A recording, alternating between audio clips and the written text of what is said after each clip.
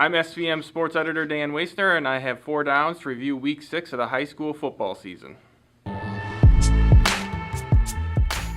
First down, the Wild Nib 12 West. It was a wild week in the Nib 12 West for our Sauk Valley area team, Sterling and Dixon. It wasn't a good week for Sterling, who went down the streeter and lost 21-2 to the Bulldogs. It's only the 3rd time the Warriors have lost against Streeter since 1996.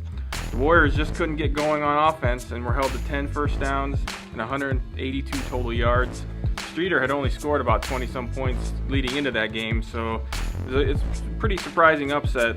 And now the playoffs are sort of in doubt for the Warriors. They have to play Geneseo at Geneseo this week. The Maple Leafs are the Nib 12 West favorites at this point. Then they host Dixon and they play Ottawa.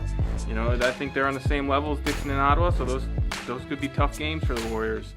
Speaking of Dixon got a big win over LP, 13-10 in LaSalle Peru at Fellows Stadium. The Dukes had lost 6 straight to LP and were coming off a thrashing by Geneseo on its homecoming. The Dukes had a balanced attack against the Cavaliers, having 100-plus yards rushing and passing. And at 2-4 with 3 games left, perhaps it's the Dukes who will see some postseason action this year. They play Ottawa this week at home on senior night, and then they go to Sterling and they go to Streeter. I think all those at this point are winnable games for the Dukes. Second down. Hello, Newman. No, not the Newman Comets, although they did win 60-18 over Riverdale. But Nick Newman, the Oregon senior, Nick Newman, had 173 rushing yards and 2 TDs in the Hawks' 17-14 win over geographic rival Byron. Kudos also has to go to Sawyer Reynolds for hitting a 22-yard field goal that proved to be the difference. The Hawks have a big test coming up this week at Winnebago, who's undefeated. And then they finish the season with games against Mendota and then at Rock Falls.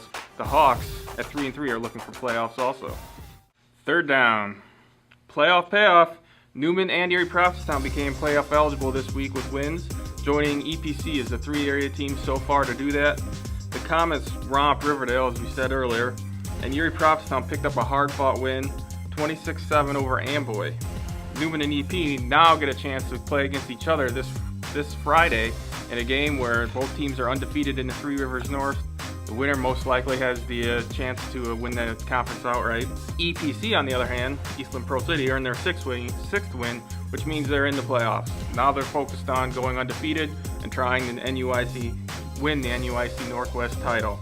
Unfortunately for Rock Falls and Milledgeville, they joined AFC and West Carroll as teams with 5 losses, meaning no playoffs are going to be for them. And that leaves 8 teams in the area still fighting for playoff spots. 6 of those teams have 4 losses, which basically means they're in the playoffs now. They can't afford to lose another game. Fourth down. One-hit wonders. Kudos go out to AFC and West Carroll. As we mentioned earlier, they both have 5 losses, so they're not going to the playoffs. But last Friday night, they both picked up their first win, and that's not an easy thing to do once you've picked up that 5th loss.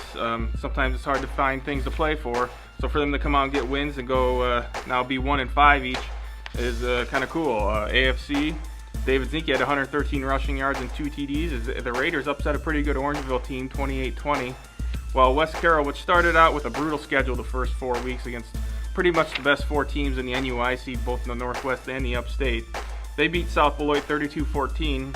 Brandon Sturdivant had 10 rushes for 129 yards and 2 touchdowns for the Thunder, who I think will pick up a couple more wins before the season is over.